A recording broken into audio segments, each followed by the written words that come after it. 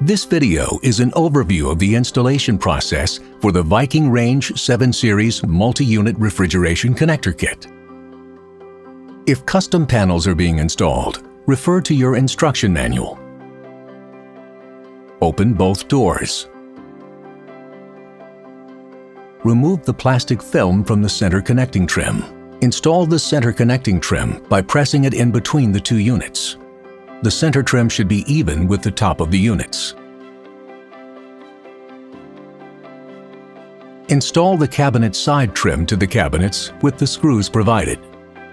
Install the magnetic side trim. Open and close the doors and drawers to make sure none of the moving components interfere with surrounding cabinets.